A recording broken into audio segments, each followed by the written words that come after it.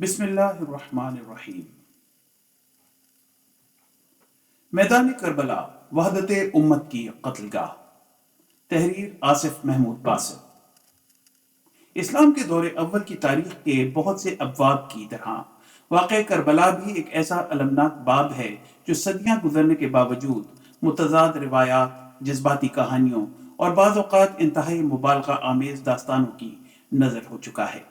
اور قابل احترام ہستیوں کی عظمت میں اظہار عقیدت نے بعض مواقع پر واقعے کی اصل تصویر اور حقائق کو دھندلا دیا ہے۔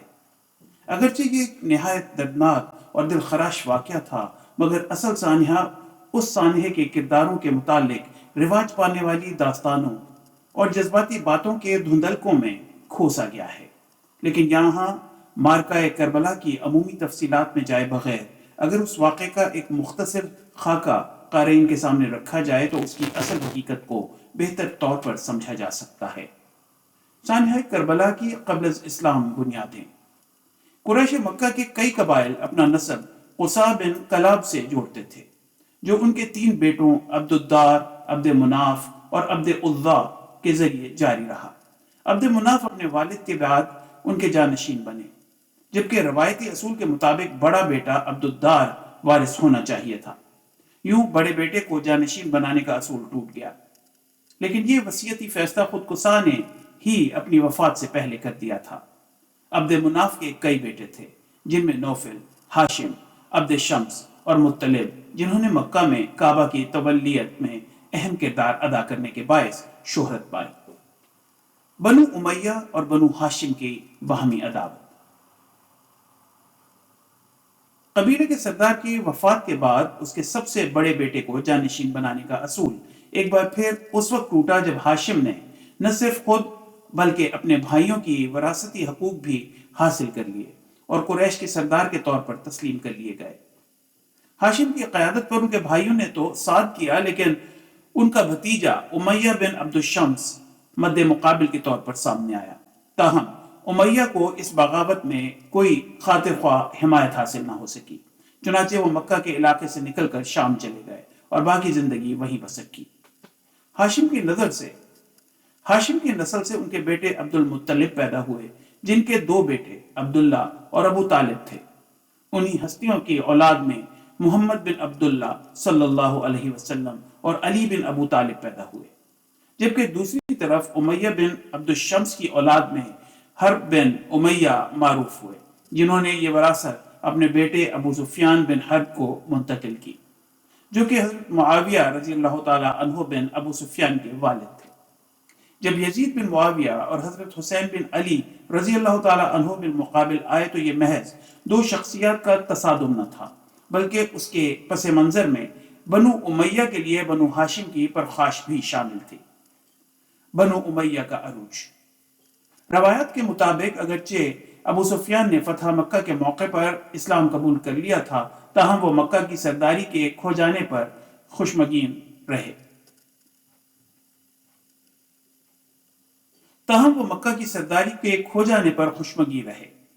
اور کہا جاتا ہے کہ حضرت ابو بکر رضی اللہ تعالی عنہ جب بطور پہلے خلیفہ راشد منتخب ہو گئے، تب ابو سفیان اس انتخاب اور نئے نظام کو دل سے قبول کرنے میں تذبذب کا شکار رہے۔ گو حضرت ابو بکر رضی اللہ تعالی عنہ نے انہیں علاقہ نجران کا گورنر مقرر کیا اور بعد میں شام اور اس کے اطراف کے علاقوں میں سیاسی و معاشی مراعات بھی عطا کی۔ ابو سفیان ملک شام کی فتح کا پیش خیمہ بننے والی مشہور جنگ یرموک میں بھی شریک تھے، اور ان کے بیٹے یزید کو شام کا گورنر مقرر کیا گیا، اور یزید کی ناگہانی وفات کے بعد یہ عہدہ ان کے بھائی امیر معاویہ کو منتقل ہوا۔ یوں بنو امیہ کی موروثی حکومت کی بنیاد شام اور اس کے گرد و نواح میں رکھ دی گئی۔ پھر وہ وقت بھی آیا کہ معاویہ نے حضرت علی رضی اللہ تعالی عنہ کی خلافت کو قبول کرنے سے انکار کر دیا اور جنگ صفین میں انہیں شکست دی، جس سے حضرت علی رضی اللہ تعالی عنہ کی سیاسی اور عسکری قوت اس قدر کمزور ہو گئی کہ وہ مختلف مخالف گروہوں کے حملوں کا آسان ہدف بن گئے، اور بالآخر حضرت علی رضی اللہ تعالی عنہ ایک خارجی کے اچانک حملے میں شہید ہوئے اور خلافت راشدہ کا دور اختتام کو پہنچا۔ اور ان حالات میں امیر معاویہ کی خود ساختہ خلافت کے دور کا آغاز ہوا۔ شام اور حجاز کی باہمی کشمکش میں واقع کربلا کی بنیادیں۔ امیر معاویہ نے اسلامی سلطنت کے دیگر حصوں کے ساتھ ساتھ ارض حجاز کے حالات پر بطور خاص گہری نظر رکھی، کیونکہ یہی خطہ نبی کریم صلی اللہ علیہ وسلم کے زمانے سے لے کر حضرت علی رضی اللہ تعالیٰ عنہ کے دور تک مرکز اسلام رہا تھا۔ اگرچہ بعد میں حضرت علی رضی اللہ تعالیٰ عنہ نے دارالخلافہ مدینہ سے کوفہ منتقل کر دیا تھا، مگر حجاز کی سیاسی اور روحانی اہمیت برقرار رہی۔ حضرت نبی کریم صلی اللہ علیہ وسلم کے کبار صحابہ، قریبی رشتہ داروں اور اہل بیت کی موجودگی کے باعث امیر معاویہ نے حجاز کے حالات و واقعات پر خاص نظر رکھی۔ انہوں نے ان شخصیات کو بظاہر مراعات اور سیاسی عہدے دے کر قریب رکھنے کی پالیسی اختیار کی۔ انہیں حجاز میں اعلیٰ مناصب دے کر ان کی سرگرمیوں پر نظر رکھی جانے لگی، تاکہ مکہ اور مدینہ میں کوئی سیاسی تحریک جنم نہ لینے پائے۔ حضرت عبداللہ بن زبیر رضی اللہ تعالیٰ عنہ جیسے افراد پر خاص طور پر کڑی نظر رکھی گئی، جنہیں بعض لوگوں کی جانب سے خواہش مند کے طور پر دیکھا جا رہا تھا، اور انہیں حجاز کے مقیم جلیل القدر صحابہ کرام رضی اللہ تعالیٰ عنہ کی حمایت بھی حاصل تھی۔ حضرت امیر معاویہ نے بنو امیہ کی خلافت اپنے بیٹے یزید کو منتقل کی، تو روایت ہے کہ انہوں نے اسے 4 افراد کے متعلق خاص طور پر خبردار کیا جن سے خطرہ لاحق ہو سکتا تھا: حسین بن علی رضی اللہ تعالیٰ عنہ، عبداللہ بن زبیر رضی اللہ تعالیٰ عنہ، عبد الرحمن بن ابی بکر رضی اللہ تعالیٰ عنہ اور عبداللہ بن عمر رضی اللہ تعالیٰ عنہ۔ یزید نے خلافت سنبھالتے ہی ان چاروں شخصیات کو اپنے بیت پر مجبور کرنے کی کوشش شروع کی۔ اس نے فوری طور پر والی مدینہ ولید بن عتبہ کو پیغام بھیجا کہ وہ حسین رضی اللہ تعالیٰ عنہ اور ابن زبیر رضی اللہ تعالیٰ عنہ سے میری خلافت کی بیعت لیں، خواہ زبردستی ہی کرنی پڑے۔ دونوں شخصیات کو مدینہ میں گورنر کے دربار میں طلب کیا گیا، مگر دونوں نے حکومت سے معاملے کو وقتی طور پر ٹال دیا تاکہ کوئی کھلا تصادم نہ ہو۔ طبری اور ابن عساکر کے مطابق یہ وہ پہلا موقع تھا جب حضرت امام حسین رضی اللہ تعالیٰ عنہ کا سر قلم کرنے کا مشورہ دیا گیا، مگر حجاز میں بغاوت کے خدشے کے پیش نظر اس پر عمل نہ کیا گیا۔ بلازری، ابن قتیبہ اور دینوری بیان کرتے ہیں کہ حسین رضی اللہ تعالیٰ عنہ اور ابن زبیر رضی اللہ تعالیٰ عنہ رات کی تاریکی میں مدینہ سے مکہ کی طرف روانہ ہو گئے۔ یہ اقدام اس امر کی علامت تھا کہ وہ دونوں اموی عملداری میں خود کو غیر محفوظ محسوس کرتے تھے، اور یہ بھی جان چکے تھے کہ اسلامی سلطنت کے افق پر ایک اور خانہ جنگی کے بادل منڈلا رہے ہیں۔ مدعیان خلافت۔ حضرت امام حسین رضی اللہ تعالیٰ عنہ جب بحفاظت مکہ مکرمہ پہنچ گئے تو ان کے اگلے اقدامات کے بارے میں کتب تاریخ میں مختلف روایات ملتی ہیں، تاہم اس امر پر ہمیں 3 اہم کرداروں کو ذہن میں رکھنا ضروری ہے جنہوں نے اس تاریخی واقعہ جسے آج ہم واقعہ کربلا کے نام سے جانتے ہیں کی تشکیل میں بنیادی کردار ادا کیا۔ اول، یزید جو خود خلافت کا مدعی تھا۔ دوم، عبداللہ بن زبیر رضی اللہ تعالیٰ عنہ جو خلافت کی خواہش مند کے طور پر دیکھے جا رہے تھے۔ سوم، حضرت امام حسین بن علی رضی اللہ تعالیٰ عنہ جنہیں اہل کوفہ کی حمایت حاصل تھی۔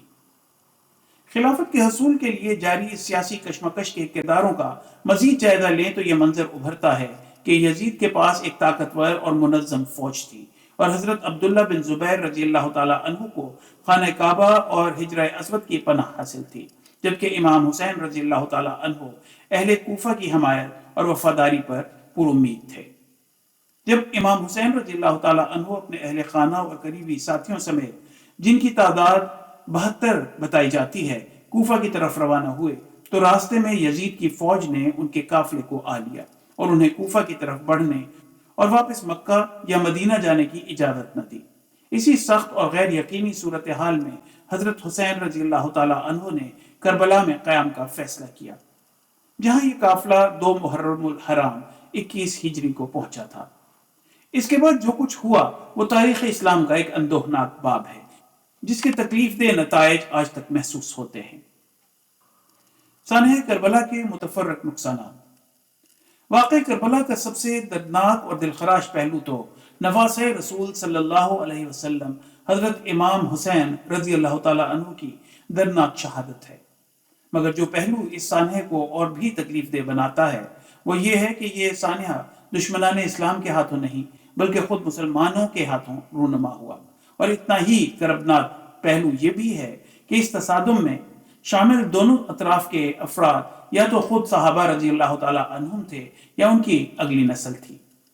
کربلا کا ایک اور افسوسناک پہلو یہ ہے کہ اس واقعے نے امت مسلمہ کو دو بڑے متحارب گروہوں میں تقسیم کر دیا، اور دونوں نے ہی ایک دوسرے کو گمراہ، بدعتی اور اصل اسلام سے دور قرار دینا شروع کر دیا۔ اسی تقسیم نے بعد میں سنی اور شیعہ اختلافات کی صورت اختیار کر لی، اور یہ وہ خلیج ہے جو آج تک پر نہ ہو سکی، اور موجودہ حالات میں بظاہر اس کا پر ہونا ممکن بھی دکھائی نہیں دیتا۔ اس خونی تصادم کی جڑ خلافت کے دعووں سے شروع ہوئی، اور یوں خلافت کا مسئلہ امت میں ایسا الجھا کہ آج تک حل نہ ہو سکا۔ واقعہ کربلا کی صورت میں ہونے والی خانہ جنگی نے امت کو صرف خلافت سے محروم نہیں کیا بلکہ ایک ایسا تاریک مستقبل بھی دیا جہاں ہر فرقہ اپنے اپنے آخری نجات دہندہ یعنی مسیح علیہ السلام اور مہدی کے بارے میں الگ نظریات رکھتا ہے۔ حضرت عیسیٰ ابن مریم علیہ السلام اور امام مہدی کے ظہور کے متعلق سنی اور شیعہ گروہوں کے نقطۂ نظروں میں کئی لحاظ سے فرق ہے۔ یوں یہ بات طے شدہ ہے کہ چونکہ مہدی کی علامات میں دونوں فریقوں کا نظریہ مختلف ہے، اس لیے اگر کوئی شخص مہدی ہونے کا دعویٰ کرے گا تو سنی اسے شیعہ قرار دے کر رد کر دیں گے اور شیعہ اسے سنی کہہ کر قبول نہیں کریں گے۔ یوں اگر دونوں میں سے کسی بھی طرف سے کوئی مدعی ظاہر ہوتا ہے تو اختلاف مزید گہرا ہوتا چلا جائے گا۔ امام مہدی کی ایک علامت جس پر دونوں فریق متفق ہیں وہ یہ ہے کہ وہ نبی کریم صلی اللہ علیہ وسلم کی نسل سے ہوگا، لیکن سوال یہ ہے کہ اگر بالفرض کوئی ایسا شخص ظاہر ہو بھی جائے تو اپنا نسب حضرت نبی کریم صلی اللہ علیہ وسلم سے ثابت بھی کر دے تو کیا ساری امت اسے قبول کر لے گی؟ اب بظاہر تو امید کی کوئی کرن دکھائی نہیں دیتی، کیونکہ حضرت امام حسین بن علی رضی اللہ تعالی عنہما سے بڑھ کر کون ہو سکتا تھا جو حضرت نبی کریم صلی اللہ علیہ وسلم کی براہ راست اور پاک نسل ہو۔ اگر انہیں نہ صرف بے دردی سے شہید کیا گیا بلکہ ان کی نعش مبارک کی بے حرمتی کی گئی اور ان کا سر فتح کی علامت کے طور پر نیزوں پر اٹھایا گیا، تو اس دور میں کون ہوگا جو اپنا نسب سادات ثابت کرے اور امت کے لیے قابل قبول ٹھہرے؟ مگر یہ تصور تو موجودہ حالات میں حقیقت سے کوسوں دور معلوم ہوتا ہے کہ ایسا شخص یا تو سنی ہو یا شیعہ، اس کا امکان تقریباً ناممکن ہے، تو پھر یہ آخری امام کہاں سے آئے گا؟ لہٰذا امام مہدی کا سنی اور شیعہ تقسیم سے بالاتر ہونا لازمی ٹھہرا۔ جب ہم ہر سال بطور خاص محرم کے مہینے میں واقع کربلا کو یاد کرتے ہیں تو یہ سوال بھی ابھرتا ہے کہ کیا ہمیں امت کے ماضی پر ماتم کرنا چاہیے یا حال پر جس میں انتشار ہی انتشار ہے، یا اس مستقبل پر جو مزید تاریک نظر آ رہا ہے؟ اب دنیا میں شیعہ سنی دونوں گروہوں کے اندر نہ تو خلافت ہے، نہ امامت، نہ قیادت، نہ اتحاد۔